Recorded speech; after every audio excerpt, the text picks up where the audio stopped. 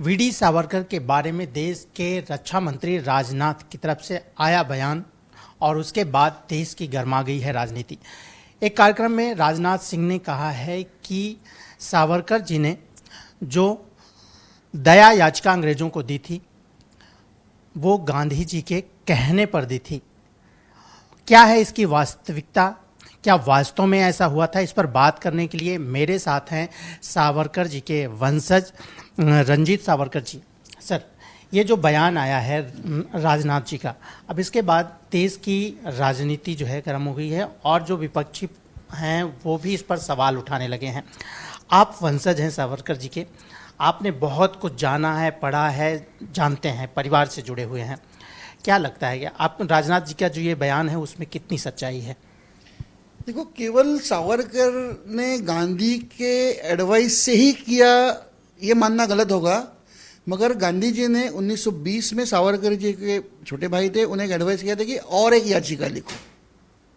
इसका मतलब गांधी जी को सावरकर जी की पहले याचिका के बारे में मालूम था और जनवरी 25 को उनका एक लेटर है, ये आप एक complete works of Mahatma Gandhi में अवेलेबल है ये, और उसमें वो कहते हैं कि आप और एक याचिका लिखो और ये लिखो कि वहाँ पे वो उनके जो क्राइम्स है दे आर पॉलिटिकल नेचर, और क्योंकि उसके 1918 का जो राजक्षमा की जो घोषणा थी, वर्ल्ड वॉर 1 में विजय पाने के बाद ब्रिटेन ने कुछ क्षमादान किया था राजकीय बंदियों को, तो उसका फ़ायदा उन्हें मिल सके।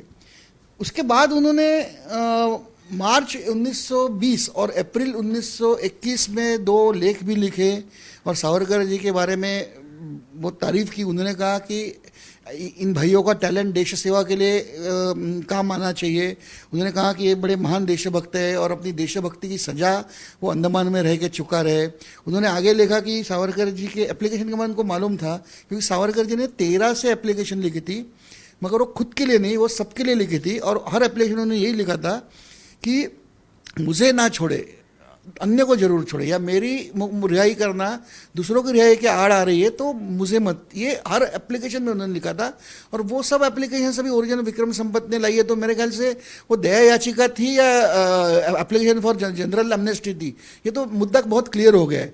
मगर जो भी एप्लीकेशन किया उसकी इन्फॉर्मेशन गांधी जी को थी, और गांधी जी ने कहा है कि अगर पंजाब या बंगाल के क्रांतिकारी जिन्होंने सावरकर कहते थे कि इनको छोड़ो, 14 से लेके सावरकर 13-14 से सावरकर प्रयास है, उसमें 1914 में वहाँ पे एक स्ट्राइक भी हो चुका है, तो उसके बाद कुछ छोड़े गए, कुछ 18 में छोड़े गए, कुछ 19 में छोड़े गए, 20 में कुछ छोड़े गए, आखिरी के जो लोग थे वो 21 में छोड़े गए, सावरकर 24 तक उनको अरेस्ट करके रखा था। तो गांधी जी कहते हैं कि इनको अलग रखना क्यों, कितना गलत है। और वो कहते हैं कि सावरकर यदि मानते हैं कि मैं शांति का राह अपनाना चाहता हूँ, बिकॉज ब्रिटिशों ने कहा था कि हम रिफॉर्म्स ला रहे, और रिफॉर्म्स आ गए, इलेक्शन रिफॉर्म्स आ गए, काफ़ी रिफॉर्म्स धीरे धीरे आने लगे थे, एजुकेशन रिफॉर्म्स आ गए, तो सावरकर ने कहा कि रिफॉर्म्स आ रहे हैं और हमें अगर शांति से सब मिल रहा है तो हम शांति से लड़ेंगे, और जिस दिन ब्रिटिश हमें शांति से देना बंद करेगा तो हम फिर वापस शुरू करेंगे। तो गांधी का कहना है कि इसमें Savarkar should be welcomed, he again says he should be welcome to this path, and I ask कि गवर्नमेंट को इन्हें तो छोड़ना चाहिए। तो सावरकर के मेरा कहना है कि एप्लीकेशन, एक तो एविडेंस है कि सावरकर गांधी जी ने कहा कि और एक एप्लीकेशन लिखो उनके भाई को, और उनके एप्लीकेशंस अप्रूव किए सावरकर ने, उसके बारे में 2 लेख लिखे। तो सावरकर जी के एप्लीकेशंस को गांधी का पूर्ण समर्थन था, क्योंकि वो सिर्फ खुद का अकेले के ही नहीं, पूरा सभी के लिए वो कर रहे थे। तो फिर कांग्रेस क्यों अपोज कर रही है जब उनकी रिहाई की याचिकाएं गांधी को मान्य थी और उसके ऊपर भी गांधी उन्हें देशभक्त मानते थे, तो कांग्रेस को क्या प्रॉब्लम है? वही मेरा सवाल कि सर, जब इतने डॉक्यूमेंट्स हैं, आप उसका प्रूफ दिखा रहे हैं, तो उसके बाद कांग्रेस या जो विपक्षी हैं जैसे कि ओवैसी कह रहे हैं कि भारतीय जनता पार्टी किसी भी इतिहास को तोड़ मरोड़ करके जो है पेश करती है। उनका सीधे कहना है कि ये जो राजनाथ सिंह जी ने कहा है सावरकर जी के बारे में, वो जो है तोड़ा मरोड़ा गया है।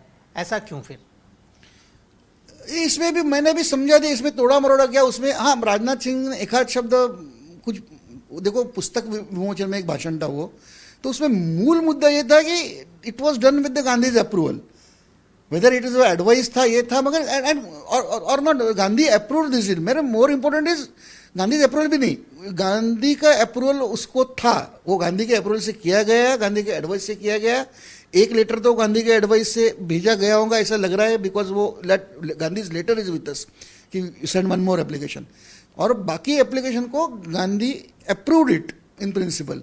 तो कांग्रेस को क्या प्रॉब्लम है, और गांधी ने अप्रूव किया, ये अगर पेश किया गया तो इसमें तोड़ मोड़ का क्या इतिहास है? इतिहास में क्या लिखूँ मैं? गांधी ने डिसअप्रूव किया, गांधी ने विरोध तो कभी की नहीं किया ऐसे याचिकाओं का, अप्रूव तो ओपनली किया है, तो इसमें सीधी सीधी बात है, इसमें तोड़ मरोड़ने की बात ही कहाँ से? तो वैसे फिर क्यों कह रहे हैं कि ये तोड़ मरोड़ कर जो है ये इतिहास जो है बीजेपी बता रही है? नहीं, जब पढ़ाई नहीं होती ना और किसी तथ्य का सामना करना पड़ता है तो बोल देते हैं तोड़ मोड़ के। ये तो बहुत आसान है ना, इतिहास तोड़ मोड़ के पेश किया जा रहा है। ये स्टेटमेंट के बाद आप कौन सा काउंटर क्वेश्चन पूछेंगे उनको? और स्टेटमेंट होकर दिया उन्होंने, इतिहास तोड़ मोड़ के किया जा रहा है। इतिहास को तोड़ा मरोड़ा कांग्रेस ने 1948 में सावरकर जी को गांधी मर्डर में कांग्रेस ने इम्प्लीकेट किया सत्ता के लिए, क्योंकि 12 जनवरी 1948 को पटेल ने ये वहाँ से कह के निकले कैबिनेट से कि आई एम रिजाइनिंग, ये मैं कैबिनेट में वापस कभी काम नहीं करूँगा इस मंत्रिमंडल में। गांधी ने उन्हें कहा कि आपको तो जाना ही पड़ेगा, मगर 31 तारीख की मीटिंग करेंगे, you handle the party, Nehru will handle, क्योंकि उनके मतभेद पूरे मतलब चरम तक पहुंच गए थे। ये सब रिकॉर्ड, ये दूसरा इतिहास है, ये भी मालूम है। मगर आपको ये मालूम नहीं है कि 12 तारीख को सरदार पटेल के जो निकटवर्ती है द्वारकानाथ मिश्रा और पंडित रविशंकर शुक्ला, ये मध्य भारत के बड़े सामर्थ्यशाली नेता थे, वो मध्य भारत हिंदू महासभा के अध्यक्ष उन्हें मिले।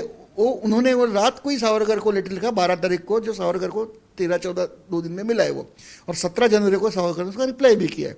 रिप्लाई किया मुझे पता नहीं, मगर वो 12 का लेटर ये कहता है कि सरदार पटेल तत्काल आपसे मुलाकात करना चाहते हैं और वो चाहते हैं कि आपका आगे का धोरण क्या होगा। तो नेहरू के मंत्रिमंडल को अपने सहकारी गए कि I have resigned, I am not coming back. वो जो निकले वो 30 तारीख तक तो कभी मिनिस्टर में गए नहीं, he was in a resign mode. Just Bapuji ने कहा था कि 31 तारीख को मिलो, तब तक रिजाइन मत करो, यही बात थी। मगर ये गांधी मर्डर होने के बाद अभी सडनली, और सावरकर को बाद में सस्पेक्ट बनाने के बाद, ये जो फ्यूचर नेक्सस था, जो फ्यूचर इक्वेशन था, वो क्या हो सकता था? आप एक पत्रकार, आप चिंता कर सकते हो, इमेजिन कर सकते हो, अगर गांधी ने कांग्रेस बर्खास्त की होगी, पटेल फैक्शन और सावरकर की हिंदू सभा का अगर कुछ इक्वेशन हो जाता था पॉलिटिकल, तो राजनीति एक नई मोड़ लेती जिसमें नेहरू को कोई स्थान नहीं होता। तो नेहरू का स्थान तो पहला गांधी की हत्या से बचा है, और उस गांधी की हत्या, इसलिए उन्होंने तो उसमें गांधी हत्या में सावरकर को इम्प्लीमेंट किया। अच्छा, उन्होंने पटेल को भी नहीं छोड़ा। पटेल के ऊपर जवाहरलाल नेहरू और मल्लिका साराभाई, ये प्राइम मिनिस्टर के घर में रहते थे दोनों, और वहाँ से कैंपेन करते थे। ये खाली लेख फेंकते नहीं, सभाएं तक हुई है कि पटेल ये आरएसएस से हाथ मिला के हुए हैं और इन्होंने गांधी का मर्डर हो इसीलिए उन्हें सुरक्षा नहीं दी। अब फैक्ट ये है कि 12 तारीख से पटेल काम ही नहीं करते, वो तो रिजाइन देके झगड़ा हो गया उनका, नेहरू से रिजाइन देके निकल गए थे, वो काम ही नहीं कर रहे थे। उनके ऊपर नेहरू के घर से आरोप हो रहा है कि वो ये कर रहे हैं। तो इसका इंटेंशन ये था कि पटेल को प्रेशराइज करना, और पटेल ने गुस्से में आके वापस रेजिग्नेशन देना चाहा। तो उनके सेक्रेटरी शंकर ने लिखा है अपने इसमें कि मैंने सबको समझाया, उनके बेटे ने भी समझाया कि if you resign now it will mean to accepting the charges. तो फिर पटेल ने ये किया, और फिर पटेल से इन्होंने काम वाम सब तो करवा लिए, मतलब सब राज्यों में संघ राज्य में छोटे छोटे संस्थानों का विलीनीकरण करना, ये बहुत बड़ा काम पटेल ने किया, और उनकी तबीयत भी बिगड़ गई थी। 1950 में पटेल भी ये भी वर्किंग अंडर कांस्टेंट प्रेशर। ये गांधी हत्या का भी जो आरोप हुआ तो उसके बाद उनको इमीडिएटली हार्ट अटैक आया, आप इतिहास देखो, तो वो मर गए। उसके बाद नेहरू की तो पूरा खानदान स्थापन हो गया। तो गांधी हत्या का तो ये तो इतिहास, मतलब क्या इंसिडेंस हुआ, उसको तोड़ा मरोड़ा। और अगर यदि सावरकर है उसमें, तो क्या आपकी सरकार थी, आप उन्हें सजा नहीं दे सकते थे? अगर उसको छोड़ा गया तो अपील नहीं कर, अपील तक नहीं की, उनका काम हो गया ना, हिंदू सभा खलास हो गई, सावरकर खलास हो गए। वही सर, सवाल यह है कि जब सावरकर के कोई भी मुद्दा सामने आता है, कोई भी बात आती है, तो फिर एक राजनीति विवाद खड़ा हो जाता है, कांग्रेस विरोध में आ जाती है, लोग कहने लगते हैं कि इसको तोड़ मरोड़ के जो है पेश किया गया। अब आरएसएस की बात अगर करें तो मोहन भागवत ने यह भी कहा है कि सावरकर का जो इतिहास है उसे जो है खत्म करने की कोशिश की जा रही है, उसे जो है हरदम जो है बदनाम करने की कोशिश की गई है। आप इसमें कितनी सच्चाई देखते हैं?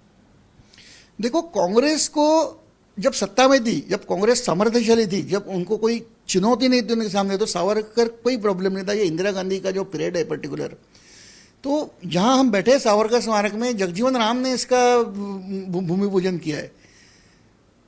तो शरद पवार मुख्यमंत्री थे, उन्होंने सावरकर जी के ऊपर यहाँ 40 मिनट का एक भाषण करके गए। तब सावरकर इनको प्रॉब्लम नहीं, क्योंकि इनकी सत्ता को धोखा नहीं था ना। अभी वाजपेयी सरकार आ गई, सावरकर के उन्हें लगा सावरकरवादी जो है वो इतने अक्षम बन गए हैं कि वो वापस सत्ता में आ गए ना। हिंदुत्ववादी गुट जो है, जनसंघ हो, संघ हो, आरएसएस हो, हिंदू महासभा हो, अभी बीजेपी हो, दे फॉलो सावरकर। तो उन पे अटैक करना आज मुझे पॉसिबल नहीं, इलेक्शन में उनसे जीत नहीं पा रहा हूँ, तो लेट्स अटैक देयर आइडल। तो ये 2000 में वो नूरानी का पहला आर्टिकल आया है उसमें, and from there it has begun. फिर नूरानी के बाद काफ़ी एक एक और आते गए। फिर मेरा अंतिम सवाल कि इतिहास के लिए जो है, आज़ादी के लिए सावरकर जी ने जो किया, लेकिन क्या अब सावरकर जी को जो है, जो भी राजनीतिक पार्टियां हैं, सिर्फ वो एक राजनीतिक मुद्दा बना चुके हैं? क्योंकि आप उनके परिवार से जुड़े हुए हैं, मैं सीधा जानना चाहूँगा कि क्या सावरकर जी का नाम अब राजनीतिक मुद्दे के लिए ये लोग जो है, वो कांग्रेस हो, बीजेपी हो या जो भी, क्या इसे इस्तेमाल किया जा रहा है? सावरकर का नाम राजनीतिक मुद्दे के लिए तो इस्तेमाल किया जा ही रहा है, मगर मैं एक कहना चाहता हूँ कि अभी इस विषय पे एक नई शिक्षा नीति आ रही है, तो कम से कम जो इतिहास को जो दबाया गया है, इसे मैं नहीं कहता हूँ कि मैं कहता हूँ इतिहास, जो साक्षी पुरावे से आगे आएगा वो इतिहास लाने का काम इस नई नीति से करेगी कि देश के युवा असली इतिहास जाने, और अगर असली इतिहास जान के तो आगे प्रोग्रेस करने में बहुत हमें कठिनाई नहीं होती। मगर एक उदाहरण ऐसा है कि एक आधा बच्चा छोटा होता है, उसके माँ बाप एक्सीडेंट में मर जाते हैं, और दूसरा जो बच्चा अनाथ है उसे पता ही नहीं अपने माँ बाप कौन है। तो दोनों के मानसिक स्थिति में बहुत फर्क होता है। एक को पता है कि हाँ मेरे माँ बाप बचपन में मर गए, मगर एक को पता ही नहीं मेरे माँ बाप कौन है। तो वो साइकोलॉजिकल इम्पैक्ट ऑलवेज होता है। तो once the reality is known to you, you can accept it and you can progress ahead. तो अगर आगे जाना है तो हमें पीछे क्या हुआ इसका पोस्टमार्टम करना बहुत जरूरी है। ये बहुत बड़ी बात है। रंजीत सावरकर जी, जो कि सावरकर जी के वंशज हैं, उनका कहना है कि सावरकर जी का जब भी नाम होता है, कोई मुद्दा उठता है, फिर उस पर राजनीति शुरू हो जाती है। लेकिन अब जो नई पीढ़ी है उसे वास्तविक इतिहास जानने की ज़रूरत है। कोई भी पार्टी हो, जो भी इतिहास रहा है, जो भी आज़ादी के लिए जो है सावरकर जी ने किया है, वो नई पीढ़ी, नए नौजवानों को उसकी सच्चाई जाननी जरूरी है, और वो आना चाहिए और इतिहास को खंगाल कर जो भी सच्चाइयाँ हैं वो सामने लानी चाहिए, ताकि जो है नई पीढ़ी जान सके और इस तरह के जो विवाद उठते हैं उनके नाम पर, सावरकर जी के नाम पर, वो अब खत्म होने चाहिए। कैमरामैन कृष्णा कापड़े के साथ राजेश त्रिपाठी, एबीपी न्यूज़, मुंबई।